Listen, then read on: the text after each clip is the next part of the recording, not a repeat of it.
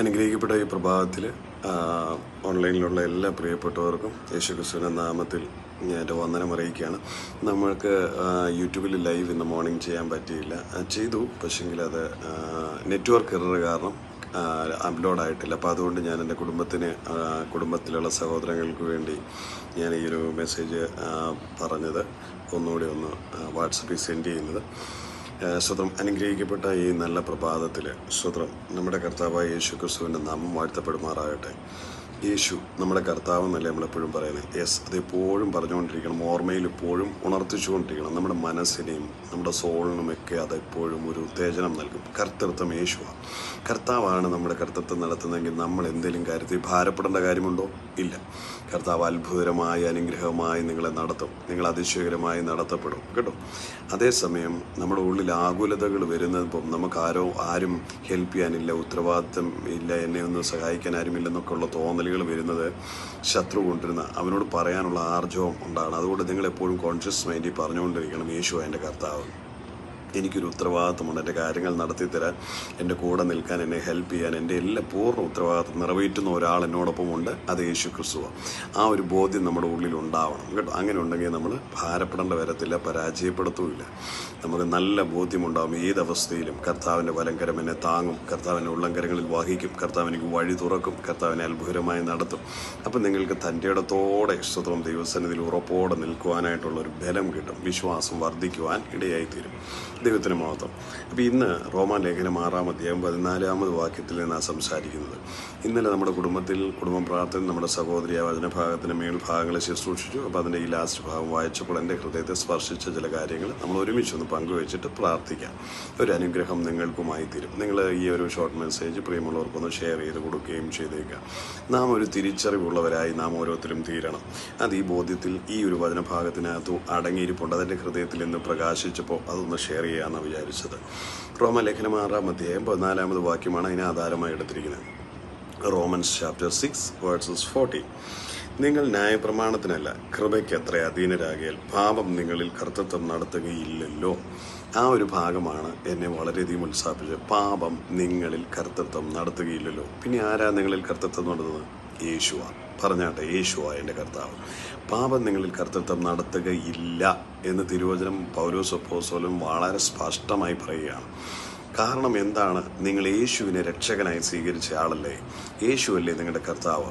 അപ്പോൾ യേശു നിങ്ങളുടെ കർത്താവായിരിക്കുമ്പോൾ പിന്നെ പാപത്തിൻ്റെ കർത്തൃത്വത്തിന് അവിടെ സ്പേസ് ഇല്ല. അപ്പോൾ ഞാൻ പാപിയാണ് എന്ന് എപ്പോഴും പറഞ്ഞുകൊണ്ടിരിക്കരുത്. മോശമാണ്, ദൈവത്തെ അപമാനിക്കലാണ്. ഞാൻ കുറവുള്ളവനാണ്, ഞാൻ ദോഷിയാണ്, തെറ്റാണ്, അത് പറയരുത്. നിങ്ങൾ ദൈവത്തെ അപമാനിക്കുന്നതല്ലേ. നിങ്ങളെ രക്ഷിച്ച നിർമ്മല രക്തത്തെ നിങ്ങൾ മലിനമായി കാണരുത്. നിങ്ങൾ രക്ഷിച്ച ക്രിസ്തുവിൻ്റെ രക്തം പര്യാപ്തമല്ലെന്നാണ് നിങ്ങൾ പറയുമ്പോൾ ഞാൻ പാപിയാണ്, ദോഷിയാണ്, അകലെ നിൽക്കാം എന്നൊക്കെ പറയുന്നു. ഒരിക്കലും അത് പറയരുത്. ഇതിനകത്ത് വ്യക്തമായ ഒരു ബോധ്യമുണ്ടാകണം. നിങ്ങൾ യേശുവിനെ രക്ഷകനും കർത്താവുമായി സ്വീകരിച്ച നാൾ നിങ്ങളുടെ പാപത്തിൻ്റെ കുറ്റത്തെ അവിടുന്ന് ക്ഷമിച്ചു. ദാവീദ് പറയുന്ന പോലെ രക്താംബരം പോലെ കടുംചുവപ്പായിരുന്ന നിങ്ങളുടെ പാപത്തെ ഹിമത്തെ പോലെ വെണ്മയുള്ളതാക്കി കർത്താവ് തീർത്തു. ഇന്ന് നിങ്ങൾ നീതീകരിക്കപ്പെട്ടു. യേശു ക്രിസ്തുവിൻ്റെ രക്തത്താൽ നീതീകരിക്കപ്പെട്ടവരാ. അങ്ങനെ പാപവിമുക്തരായവരാ. ഇന്ന് നിങ്ങളുടെ കർത്തൃത്വം നടത്താൻ പാപിയായിരിക്കുന്ന മനുഷ്യന്മേൽ കർത്തൃത്വം നടത്താൻ ദൈവത്തിന് കഴിയില്ല. കാരണം പാപത്തെ ദൈവം വെറുക്കുന്നത് കൊണ്ടും പാപവുമായി സഹിത്തമില്ലാത്തതുകൊണ്ടും പാപിയുടെ കർത്തൃത്വം കർത്താവിന് ഏറ്റെടുക്കാൻ കഴിയില്ലല്ലോ. പാപത്തെ ഏറ്റുപറഞ്ഞവൻ്റെ കർത്തൃത്വം ദൈവം ഏറ്റെടുക്കും. ആ പാപത്തെ ഏറ്റുപറയുമ്പോൾ അവൻ വിശ്വാസത്താൽ നീതീകരിക്കപ്പെടുകയും യേശുവിൻ്റെ രക്തം കൊണ്ട് അവൻ കഴുകൽ പ്രാപിക്കുകയും ചെയ്യുക. അങ്ങനെ ചെയ്യുമ്പോൾ പിന്നെ അവൻ്റെ കർത്തൃത്വം മാറിയില്ല. പാപിയായിരുന്നു കഴിഞ്ഞ നിമിഷം വരെ. പക്ഷേ ഇപ്പോൾ നിങ്ങൾ ഏറ്റുപറഞ്ഞ പാപിയായി എന്നോട് പൊറുക്കണമേ എന്ന് പറഞ്ഞു കഴിയുമ്പോൾ യേശു കർത്തൃത്വമായി. വീണ്ടും നിങ്ങൾ പാപിയാണെന്ന് പറയേണ്ട കാര്യമുണ്ടോ? ഇല്ല, അല്ലേ? ഇപ്പോഴും വിശ്വാസത്തിൽ വന്നിട്ട് പലരും പാപിയാ, കുറവുണ്ട്, ക്ഷമിക്കണമെന്ന് പറയും. പാടില്ല. കാരണം എന്താണെന്ന് ചോദിച്ചാൽ നിങ്ങൾ ഒരിക്കലായി ഏറ്റുപറഞ്ഞു. എന്നേക്കുമായി നിങ്ങളുടെ പാപത്തിൻ്റെ കുറ്റത്തെ അവൻ ക്ഷമിച്ചു കഴിഞ്ഞു. നിങ്ങളെ അവൻ മകനായി സ്വീകരിച്ചു കഴിഞ്ഞു. ഇനിമേൽ നിങ്ങളുടെ കർത്തൃത്വം നടത്തുന്നത് ആരാ? യേശുവാ. ഇനിയും പാപത്തിന് നിങ്ങളുടെ മേലെ അധിനിവേശം ഇല്ലെന്നല്ല, കർത്തൃത്വം നടത്താൻ കഴിയത്തില്ല എന്നുള്ള ഒരു യാഥാർത്ഥ്യം നാം ഓരോരുത്തരും തിരിച്ചറിയണം. നമ്മുടെ വിചാരം ചെയ്ത തെറ്റായിപ്പോയി, ഇങ്ങോട്ട് നോക്കിയാൽ ഞാൻ പെട്ടുപോയി, ഇനി എൻ്റെ ജീവിതമില്ല, ഞാൻ ബന്ധിക്കപ്പെട്ടു പോയി. പലരും പറയില്ല ഞാൻ ബന്ധനത്തിലാണ്. No never. ഒരിക്കലും അത് പടയാൻ പാടില്ല. നിങ്ങൾക്ക് പോരാട്ടമുണ്ട്.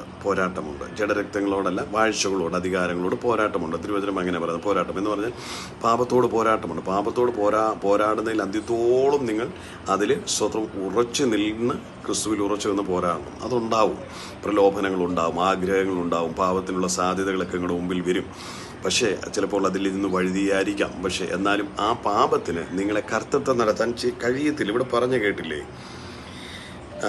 കൃപയ്ക്കത്ര അധീനരാകിയാൽ പാപം നിങ്ങളിൽ കർത്തൃത്വം നടത്തുകയില്ലല്ലോ. ഒന്നൊന്നും പറഞ്ഞേ, മനസ്സിനെ ഒന്ന് പറഞ്ഞു പഠിച്ചേ. പാപം ഇനി കർത്തൃത്വം നടത്തുകയില്ലല്ലോ. നിങ്ങൾ കൃപയ്ക്ക് അധീനരാ, നിങ്ങൾക്ക് കൃപ ലഭിക്കും.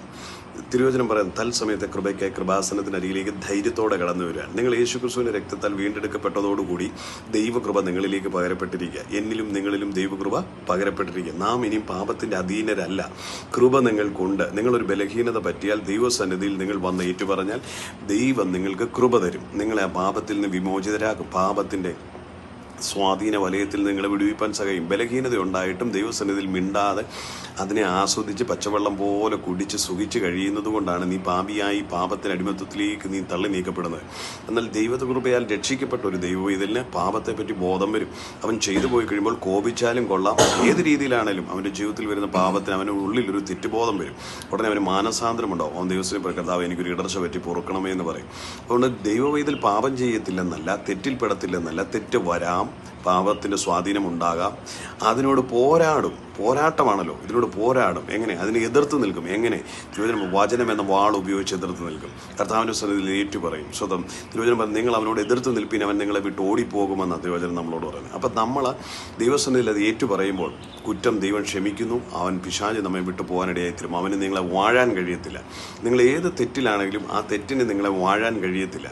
ആ പാപത്തിനെ ജയിപ്പാൻ ദൈവത്തിൻ്റെ കൃപ ധാരാളമായുണ്ട്, നിങ്ങളുടെ മേലുണ്ട്. അതുകൊണ്ടല്ലേ തിരുവചനം പറയുന്നത് കൃപയ്ക്ക് അത്രേ അധീനരാകിയാൽ. നിങ്ങൾ ഇന്ന് ആരുടെ അധീനതയിലാണ്? കൃപയുടെ അധീനതയിലാണ്. കൃപ എന്ന ദാനമായി ലഭിച്ച ദൈവത്തിൻ്റെ കൃപ നിങ്ങളോട് കൂടെയുണ്ട്. ദൈവത്തിൻ്റെ കൃപ നിങ്ങളോട് കൂടി ഇരിക്കുകയാണ്. കർത്താവായ യേശു ക്രിസ്തു ദൈവം നമുക്ക് നൽകിയ ദാനം.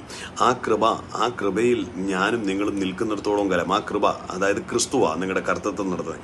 പിശാചിൻ്റെ സ്വാധീനത്തിനോ പാപത്തിൻ്റെ സ്വാധീനത്തിനോ ദീർഘനാൾ നിങ്ങളെ വാഴാനോ അധീനപ്പെടുത്തുവാനോ അതിൻ്റെ വിഷമുള്ളുകൾക്ക് നിങ്ങളെ പിടിച്ചമർത്താനോ കഴിയത്തില്ല.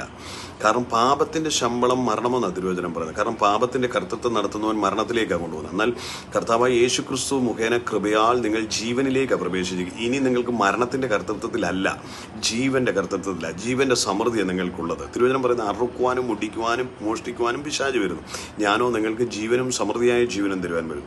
അപ്പം സമൃദ്ധിയായ ജീവൻ പകർന്ന് ക്രിസ്തുവിൻ്റെ ആത്മാവിനാൽ നിങ്ങൾ കർത്തൃത്വം നടത്തപ്പെടുന്ന വ്യക്തിയായതുകൊണ്ട് നിങ്ങൾ കൃപയുടെ അധീനതയിൽ എന്ന് പറഞ്ഞാൽ ക്രിസ്തുവിൻ്റെ ദാനമാണ്, ക്രിസ്തുവാകുന്ന ദാനത്തിൻ്റെ അധീനതയിലാണ് നിങ്ങൾ കഴിയുന്നത്.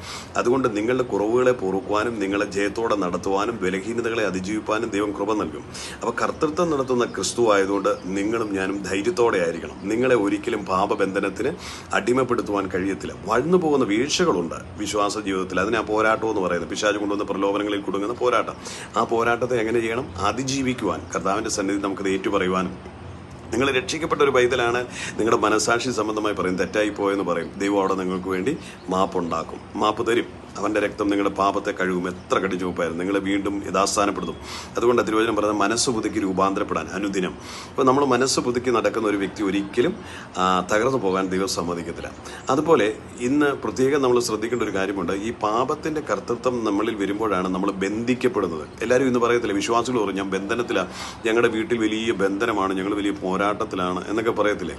അത് പറയുന്നവർ, രക്ഷിക്കപ്പെട്ടവർ ഒരിക്കലും അത് പറയരുത്. നിങ്ങൾ എങ്ങനെ ബന്ധനത്തിലാകും? നിങ്ങളുടെ കർത്തൃത്വം നടത്തുന്ന യേശുവല്ലേ, കൃപയല്ലേ? കൃപയാണ് നിങ്ങളുടെ കർത്തൃത്വം നടത്തുന്നത്. ബന്ധനം എവിടുന്നാണ് വന്നത്? പാപത്തിൻ്റെ കർത്തൃത്വത്തിന് കീഴിലാണ് ബന്ധനമുള്ളത്. പാപത്തിൻ്റെ കർത്തൃത്വത്തിൻ്റെ കീഴിലുള്ള ബന്ധനം എന്താണ്? അത് മരണത്തിൻ്റെ ബന്ധനമാണ്. ആ ബന്ധനത്തിനകത്ത് എന്തുണ്ട്?